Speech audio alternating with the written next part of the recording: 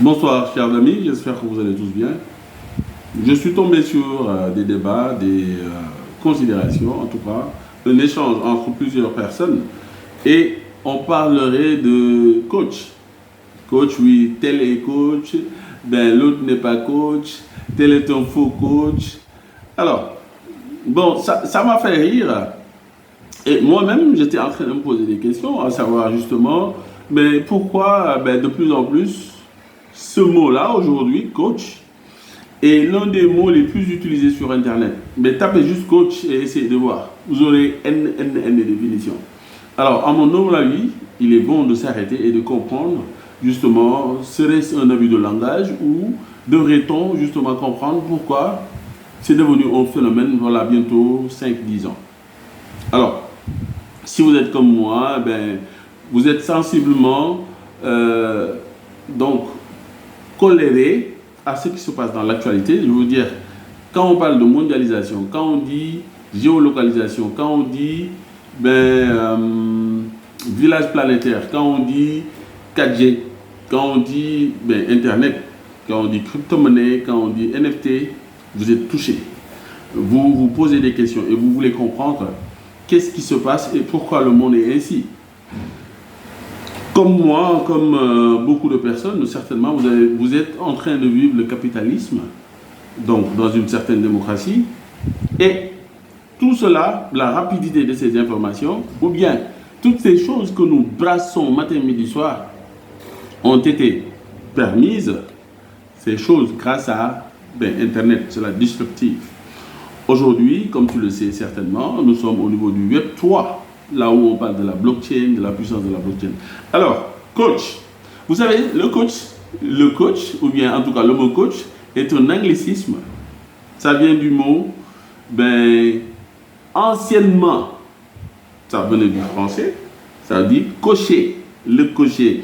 Vous voyez, à l'époque ancienne, on avait plutôt ce qu'on appelle des diligences, ou bien la cavalerie, excusez-moi, la cavalerie, ou bien des caravanes.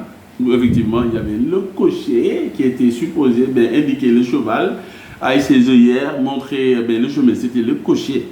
Donc, premièrement, c'était un mot français que les Anglais ont emprunté au français. On va faire un peu de culture. Alors, quand les Anglais ont commencé à utiliser cocher, c'est devenu coach. D'accord? Coach. Alors, vous voyez le parallélisme? Alors, le cocher est supposé dire au cheval, passe par là, tu ne dois pas passer par ici, il y a des œillères.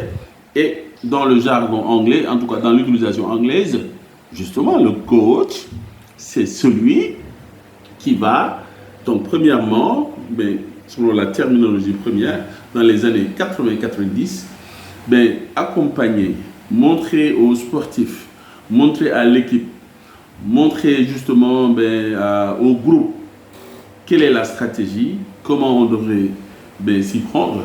Et particulièrement, on retrouvait ces terminologies dans le foot. Soccer player, soccer chez les Britanniques. Le football avait besoin de quelqu'un comme Alex Ferguson ou bien les autres qu'on appelait coach. Alors, l'avènement d'Internet a amené un certain type de personnes ou bien des personnalités qui souvent vendaient ou bien montraient de la connaissance, vendre de la connaissance, montrer de la connaissance, échanger, particulièrement sur les plateformes comme, d'abord, le plus connu, c'est YouTube. Mais anciennement, il y avait des blogs et YouTube a tout simplement démocratisé, en tout cas, cette nouvelle conception. Donc, les personnes qui se mettaient sur YouTube ou bien les autres plateformes vendaient la connaissance, montraient qu'ils avaient de la connaissance. Et ce qui s'est passé entre-temps, c'est que le coronavirus a coupé cette activité en deux. Avant, tout le monde vendait de l'information. C'est quoi? Tu n'as pas l'information, tu vas voir celui qui est sur YouTube, il va te donner l'information, que ce soit le codage, que ce soit l'emailing, que ce soit du marketing, que ce soit même, je ne sais pas moi, de la géopolitique. Tu vas sur YouTube et tu as le savoir, l'information qui est supposée être gratuite. Parce que justement, toi, tu n'as pas le temps. Je dis bien, le curseur est placé au niveau de coronavirus, donc 2019-2020. Avant même qu'il y ait cette privatisation, ce concept où effectivement beaucoup de gouvernements avaient dit que il n'y a plus de sortie, tout le monde restait donc à la maison. Alors, avant cette période de coronavirus, la vitesse ou bien le train de travail ou bien en tout cas ce qui a favorisé que justement on avait beaucoup de personnes sur YouTube qui vendaient ou bien qui montraient de l'information, c'était justement parce que toi matériellement tu n'avais pas le temps de chercher par toi-même. Tu cliquais sur YouTube, tu suivais quelqu'un et potentiellement si tu avais besoin de l'information et que ceci était à vendre, tu vas chercher cette information.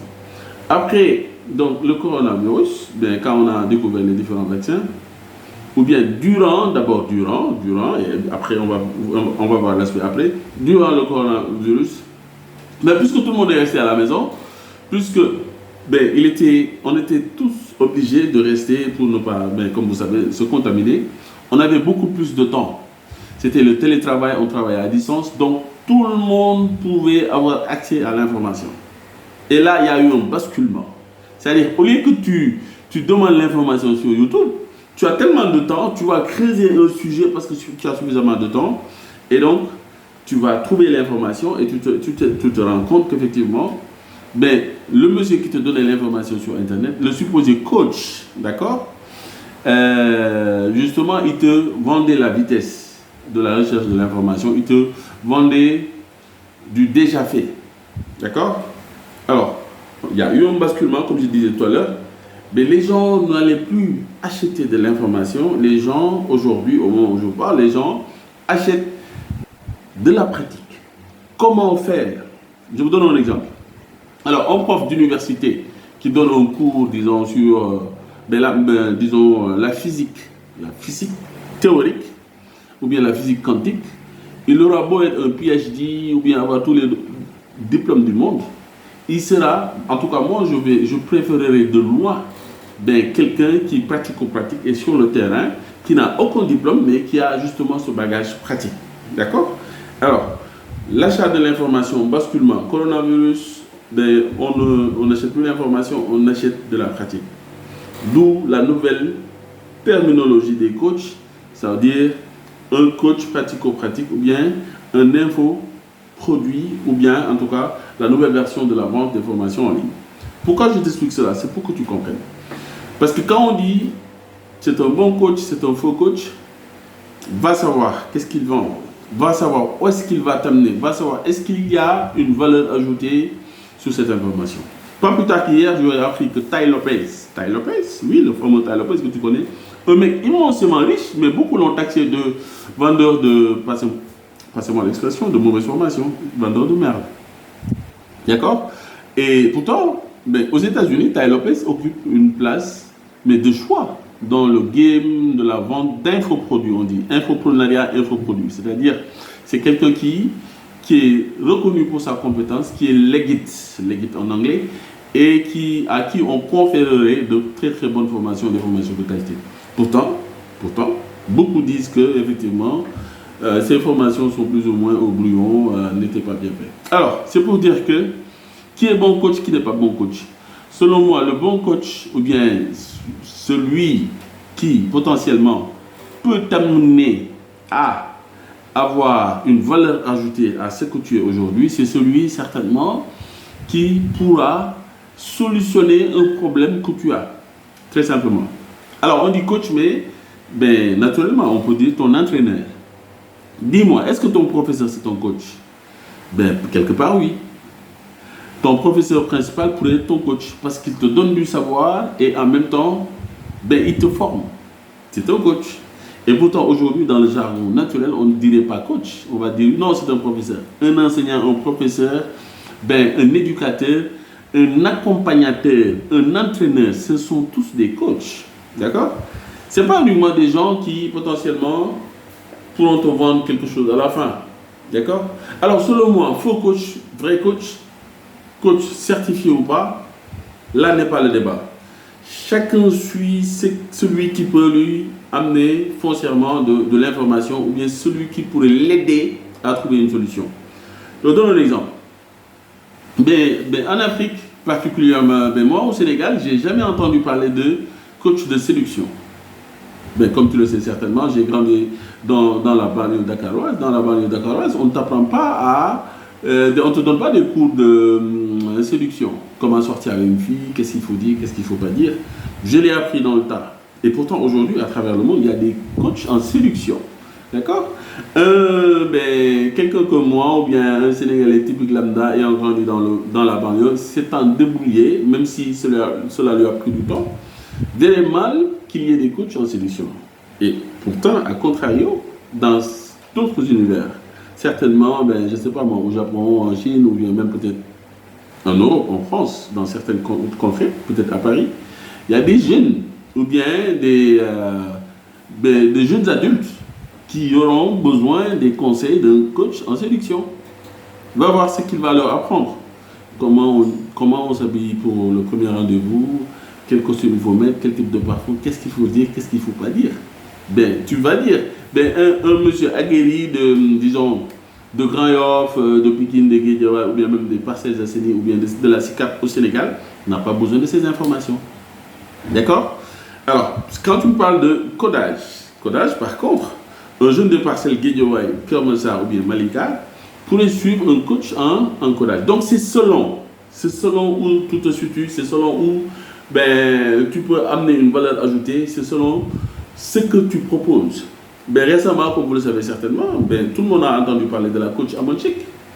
Elle est d'Abidjan, elle est partie de rien, elle a commencé à faire des lives, à parler vrai et cru à des auditeurs et auditrices qui l'écoutaient.